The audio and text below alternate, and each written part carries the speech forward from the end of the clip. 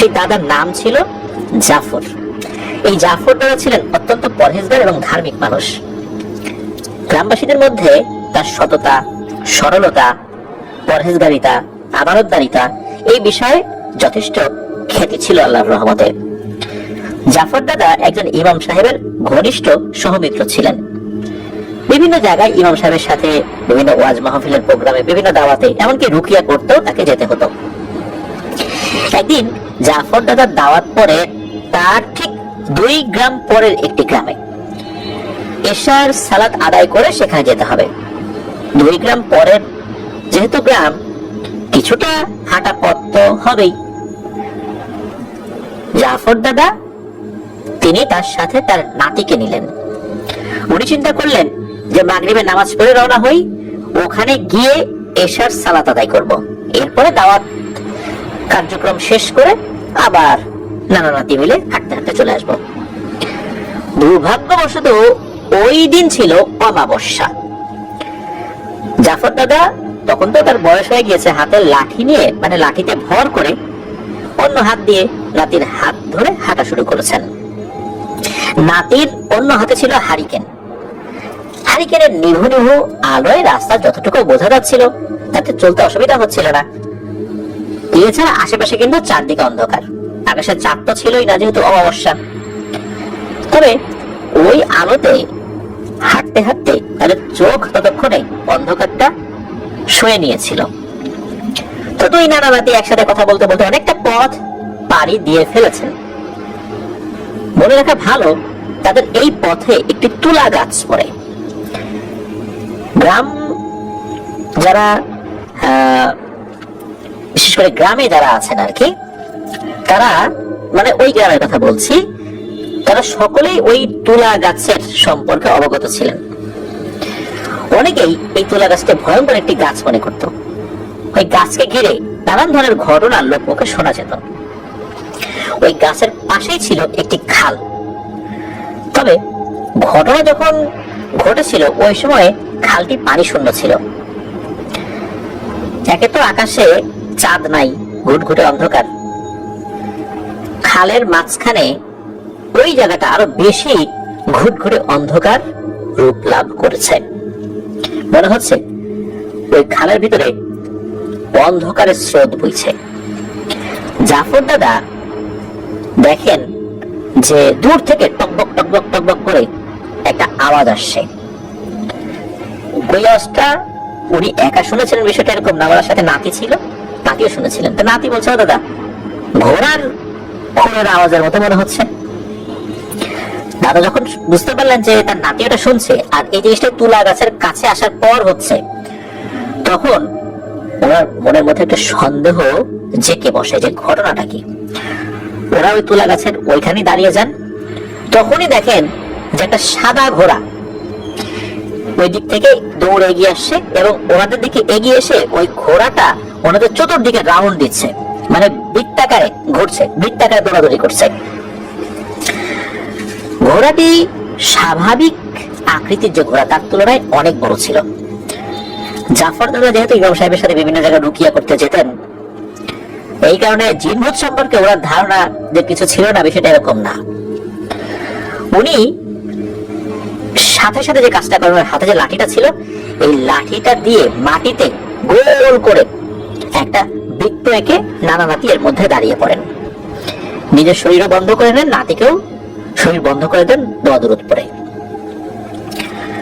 আচমকাই তুলা গাছটার কাছে এসে ওই ঘোড়াটি দাঁড়িয়ে যায়। এতক্ষণ রাউন্ড দিচ্ছিল, এই রাউন্ড দেয়া বন্ধ করে দেয়, ঠিক তুলা গাছটার নিচে এসে দাঁড়ায়।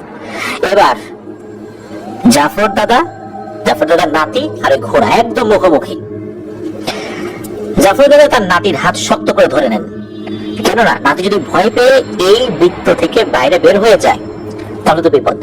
রাত কিন্তু তখন গভীর না, সবে মাগরিবের নামাজ পড়ে উনি রওনা দিয়েছেন, অর্থাৎ এশার আজানও তখন হয়নি। কিন্তু গ্রামের রাস্তা তো, মানুষজন খুব কম চলাচল করে।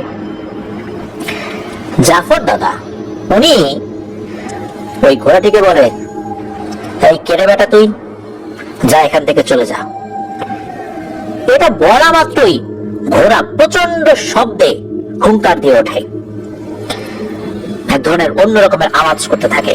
ঘোড়া সাধারণত এক ধরনের বিশেষ আওয়াজ করে, যেটা ঘোড়ার আওয়াজ, ওই যে চি হি হি হি করে ওরকম করে নাই, মানে বাঘের মতো হুঙ্কার দিয়ে উঠেছে, যেটা ঘোড়া করতে পারে না। যখন জাফর দাদা কি করেছেন, ওনার হাতে তো একটা লাঠি ছিল, যে লাঠিতে ভর দিয়ে উনি চলাফেরা করতেন। উনি যখন দেখলেন যে এটা সামনে থেকে সরে না, হুঙ্কার দিচ্ছে, উনি রেগে ওই লাঠিটা দিয়ে হাতের ওই লাঠিটা মোটামুটি বেশ শক্তই ছিল, বেতের লাঠি ছিল, ওইটা দিয়ে ওই ঘোড়ার মাথার উপরে ধাম করে দিয়েছেন একটা বাড়ি। সাথে সাথে ওই ঘোড়ারূপী অবয়বটা একটা নববধূর রূপ নেয়। চেহারা সুরত খুব সুন্দর দেখা যাচ্ছে, লাল শাড়ি পরা, গা ভর্তি গহনা। হঠাৎ করে এই ঘোড়াটা নববধূর রূপ লাভ যখন করেছে, তার নাতি তো আরো ভয় পেয়েছেন। জাফর দাদা কিন্তু বিপদের আন্দাজ করতে পেরেছেন। উনি বলেন, দেখ তুই এখান থেকে চলে যা, আমরা তোর কিন্তু কোনো ক্ষতি করিনি, তুই অহেতুক আমাদের যাওয়ার সময় এসে বিরক্ত করছিস। তখন ওই নববধূর সাজে যে অবয়বটা দাঁড়িয়ে আছে, সে বলে, হ্যাঁ রে জাফর, তোর হাতের লাঠিটা তো সুন্দর রে, নে তোর লাঠিটা দিয়ে আবার আমার মাথায় একটা বাড়ি মারতো দেখি। এইরকম কথা জাফর দাদা তো শোনেন নাই। জিনেরাও বলে যে আমাকে মারলি, দাঁড়া তোকে দেখে নেবো, তোর বংশ শেষ করে দিব। এ কিনা বলে আবার আমাকে একটা বাড়ি মারতো। জাফর দাদা বলে, না তোকে আর মারবো না। তখন নাকি বারবার অনুরোধ করতে থাকে ওই অভাবটা, মান না, আরেকটা বাড়ি মান না। এইভাবে বারবার বিরক্ত করতে থাকে। জাফর দাদা রেগে গিয়ে আবারও লাঠিটা দিয়ে ওইটার মাথার উপর আরেকটা বাড়ি দিয়েছে। যেই না বাড়ি দিয়েছে, সাথে সাথে ওই নারী রূপী অবয়বটা দুইটা হয়ে যায়, একই চেহারা, বডি দুইটা। আর বডি দুইটা যখন হয়ে গিয়েছে, দুই পাশে এরা ঘোরাঘুরি করছে, মানে বৃত্ত যেটা আছে বৃত্তাকারে, একজন একটা দিকে যায়, আরেকজন উল্টা দিকে যায়। এইভাবে দুইজনই বৃত্তাকারে ঘুরছে অপোজিট ডিরেকশনে। আর জাফর দাদাকে ভয় দেখাচ্ছে না, তার নাতিকে ভয় দেখানোর চেষ্টা করছে। অনেক সময় আমরা বাচ্চাদেরকে দূর থেকে হাত দিয়ে এক ধরনের ইশারা দেই, তোমাকে ধরতে আসছি, তোমাদেরকে চিমটি দিব। তো ওই অবয়ব দুটা কি করছে, ঘুরছে, আর জাফর দাদার নাতিকে এইভাবে খামচি দেওয়ার মতো অ্যাক্টিং করছে, ভেঙচি কাটছে, ভয় দেখাচ্ছে। নাতির তো অবস্থা খারাপ ভয়ে। নাতি আরো শক্ত করে দাদাকে জড়িয়ে ধরেছে, দাদার কোমর জড়িয়ে ধরেছে। এত ছোট মানুষ। জাফর দাদা বললেন যে, দেখ তোরা আমার নাতিকে ভয় দেখাস না, তোরা কি চাস বল। তখন ওই দুইটা অবয়ব একই কণ্ঠস্বরে বলতে থাকে, একই সাথে বলতে থাকে, কি চাই, তোর হাতের লাঠি দিয়ে আবারও আমাদেরকে মার, নে মার মার মার। এই বলে মাথা আবার এগিয়ে দিয়েছে। জাফর দাদা বুঝতে পারলেন, না তো এদেরকে আঘাত করা যাবে না, এখন যদি এদেরকে আঘাত করি আবারও তো এরা দ্বিগুণ হয়ে যাবে, 2টা থেকে 4টা হয়ে যাবে। তখন আবার বলবে যে মার, আবার আঘাত করলে 4টা থেকে 8টা হয়ে যাবে, তখন তো আরো মুসিবত হয়ে যাবে। দাদা বললেন যে না, মারবো না। তখন নাকি দুইটা অবয়ব বলা শুরু করে যে, ও মারবি না, ঠিক আছে আমাদের দুইটাকে বিয়ে কর। জাফর দাদা তো মহা মুশকিলে পড়ে গেল, বিয়ে করবো মানে এই পেতনি গুলো, এদেরকে বিয়ে করতে হবে।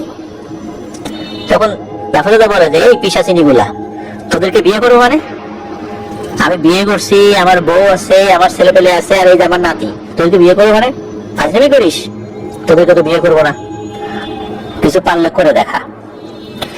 জাফর দাদা কিন্তু জানতেন যে যতক্ষণ ওনারা এই কুণ্ডলীর মধ্যে আছেন, আল্লাহর রহমতে একটা প্রতিরক্ষা বলয়ের মধ্যে আছেন, এরা কিছুই করতে পারবে না।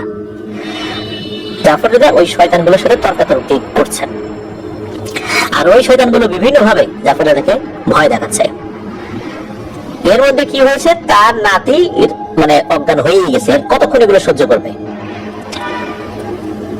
জাফর দাদা রেগে গিয়ে করেছেন কি, অনেক সময় রেগে গিয়ে আমরা হাতে থাকা কোনো জিনিস ছুঁড়ে ফেলে দেই, কোন জায়গায় আঘাত করি। রেগে গিয়ে ওই বৃত্তের মধ্যে থেকেই তার হাতের লাঠিটা দিয়ে ওই পাশে থাকা তুলা গাছে আঘাত করেছে, যা এখান থেকে। যেই না তুলা গাছে আঘাত করেছে, ওই তুলা গাছে একটা শুকনো ডাল, ওটা আবার নিচে ভেঙে পড়েছে, একটা পাতলা ডাল আর কি, ভেঙে পড়েছে ওই যে পাশে যে খালটা ছিল, ওই খালের মধ্যে।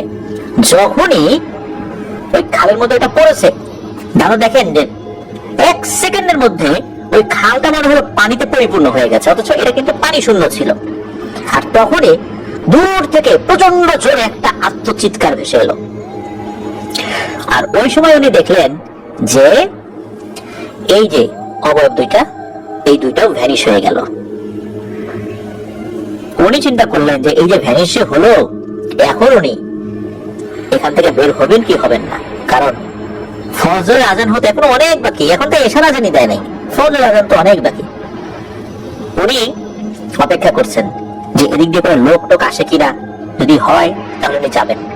নাতি তো অজ্ঞান হয়ে গেছে, নাতিকে জড়িয়ে ধরে ওই বৃত্তের মাঝখানে বসে আছেন। চারদিকে মনে হচ্ছে ঝড়ো আবহাওয়া বইতে শুরু করেছে। ঝড়ো আবহাওয়া যেরকম হয়, ঝড় বাতাস বইতে থাকে, ওই রকম অবস্থা শুরু হয়ে গেছে। উনি বুঝতে পারলেন যে এটা মনে হচ্ছে শুধু ওই তুলা গাছের আশেপাশে যে জায়গা, এটাকে কেন্দ্র করেই হচ্ছে। কতক্ষণ যে বসেছেন জানেন না, উনি ওর মধ্যেই ঘুমিয়ে গেছেন। ওনার নাতিও তো ওরকম অজ্ঞান অবস্থায় আছে। আর এর মধ্যে অন্য কোনো ধরনের কোনো সমস্যা হয়নি। কতক্ষণ ঘুমিয়েছেন ঠিক বলতে পারেন না, তবে ওনার যখন ঘুম ভেঙেছে তখন উনি বুঝতে পারেন এখন ফজরের আজানের ধ্বনি ভেসে আসছে। তখন যখন বুঝতে পারেন ওনারা সুরক্ষিত। ফজরের আজানের ধ্বনি যখন ভেসে আসছে, তখন আবার ওই খালটার দিকে তাকিয়ে দেখেন ওই খালটি পানি শূন্য, ওই যে শুরুতে যেরকমটা ছিল ওরকমই। বুঝলেন যে এটা একটা মায়া জাল ছিল। এরপর নাতিকে কোলে নিয়ে ওই বাড়িতে ফেরত আসেন। পরবর্তীতে ইমাম সাহেবের কাছে বিস্তারিত বলার পর ইমাম সাহেব বলেন যে এই তুলা গাছে খুবই নিকৃষ্ট এক তান্ত্রিক এইটার নিচে আস্তানা গেছিল বহু আগে। ওই তান্ত্রিক মাজার পর তার ওই পালিত পিশাচ শ্রেণীর জিনগুলো এই তুলা গাছে আস্তানা গাছছে, এখন পর্যন্ত এদিক দিয়ে ঘুরে বেড়ায় আর মানুষদেরকে বিরক্ত করে। আপনি ভালো করছেন যে বের হন নাই, বের হলে তো বিপদ হতো।